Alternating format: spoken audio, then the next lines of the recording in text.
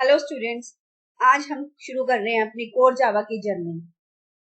इस सीरीज में हम कंप्लीट कोर जावा के बारे में पढ़ेंगे। तो सबसे पहले जावा को स्टार्ट करने से पहले हम देखते हैं what is programming language. Programming language actually होती क्या है। देखो, जब भी आप कोई प्रोग्राम बनाते हो तो उसमें कुछ इंस्ट्रक्शंस देते, तो उस इंस्ट्रक्शंस को जब हम किसी भी लैंग्वेज में लिखते हैं तो उसको प्रोग्रामिंग लैंग्वेज बोलते हैं। प्रोग्रामिंग लैंग्वेज हेल्प करता है कंप्यूटर से कम्युनिकेट करने के लिए, और वो लैंग्वेज कोई भी हो सकती है। जावा हो सकती है, सी प्लस प्लस हो सकती है, सी हो सकती है, जो भी आप लैंग्वेज यूज करना चाहते हैं वो लैंग्वेज आप यूज कर सकती हैं। It is also use to create software, programs, apps, websites and more. ठीक है, तो देखो हमारे पास कंप्यूटर है।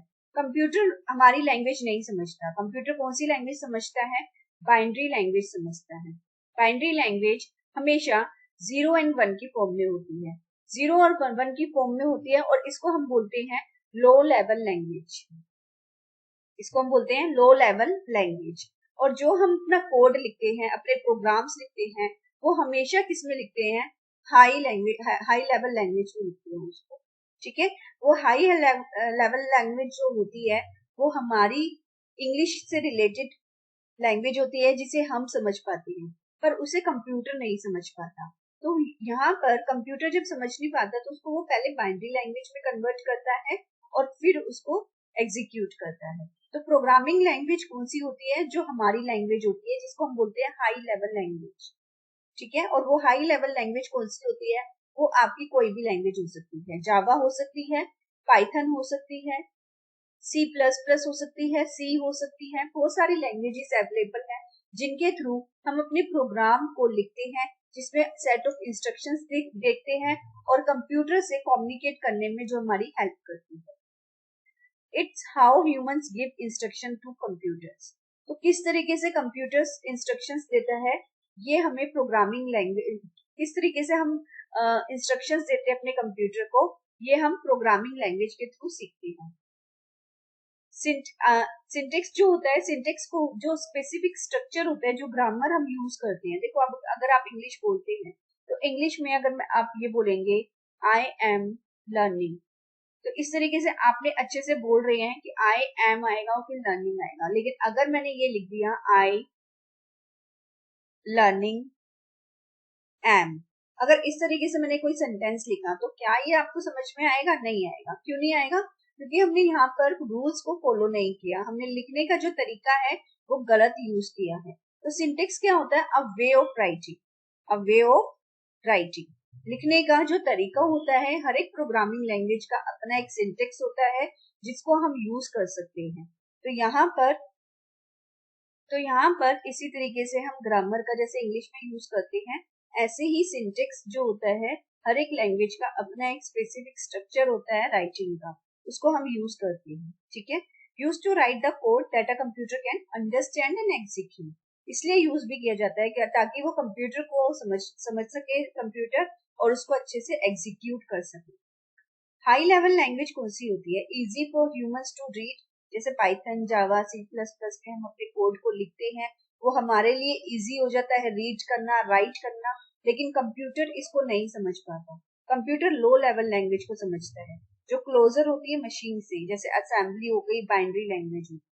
आई होप आपको ये क्लियर हो चुका होगा अच्छे से, ये कॉन्सेप्ट प्रोग्रामिंग लैंग्वेज होती क्या है एक्चुअली। नेक्स्ट हम पढ़ते हैं व्हाट इज सिंटेक्स। सिंटेक्स क्या होता है? सिंटेक्स रेफर करता है रूल्स को, जो वे ऑफ राइटिंग के कुछ रूल्स होते हैं कि किस तरीके से हमें अपने कोड को लिखना है। How program should be written in a particular programming language. हर एक लैंग्वेज का अपना एक सिंटेक्स होता है, अपने कुछ रूल्स होते हैं जिन्हें हमें फॉलो करना पड़ता है। Each programming language like Python, Java, C plus plus has its own syntax. इनका अपना एक सिंटेक्स होता है। Syntax errors happen when the code does not follow the language rules. जब भी आप किसी प्रोग्रामिंग लैंग्वेज में कोड लिखते हैं, अगर आप उसके रूल्स को फॉलो नहीं ही करेंगे तो वो आपको सिंटेक्स एरर दे देता है।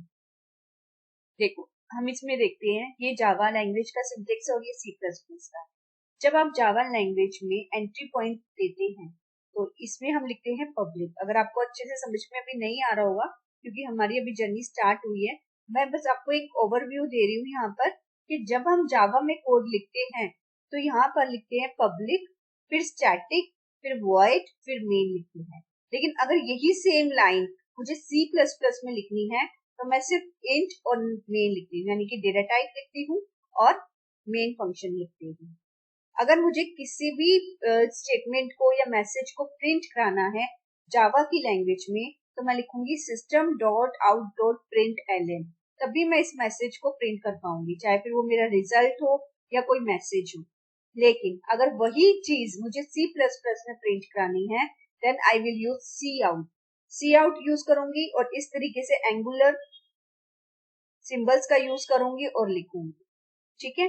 अगर फाइल नेम आपको जावा में सेव करनी है तो आपकी क्लास का नेम और फाइल का नेम सेम होना चाहिए इन जावा। लेकिन यही चीज अगर मैं C++ में करना चाहूँ तो फाइल नेम आप कुछ भी रख सकते हैं, अपनी क्लास का नाम भी आप कुछ भी रख सकते हैं। ठीक है। अगर हेडर फाइल की बात की जाए, कुछ फाइल्स होती है जिन्हें हमें इंपोर्ट करना पड़ता है, तो हमें यहाँ पर जावा में हैश इंक्लूड नहीं लिखना, हमें यहाँ पे इंपोर्ट कीवर्ड का यूज करना होता है। और वही चीज C++ में आपको हैश इंक्लूड का यूज करना पड़ता है। आई होप आपको समझ में आ गया होगा। जो सिंटेक्स होता है, हर एक लैंग्वेज का अपना एक सिंटेक्स होता है जिसको हमें फॉलो करना होगा। तो इस तरीके से आज हमने प्रोग्रामिंग लैंग्वेज और सिंटेक्स के बारे में पढ़ा है।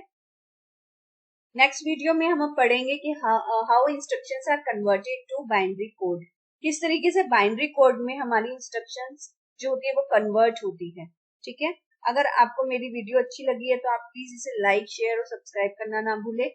अगर कोई भी प्रॉब्लम आती है तो आप कमेंट करके पूछ सकते हैं। Thank you.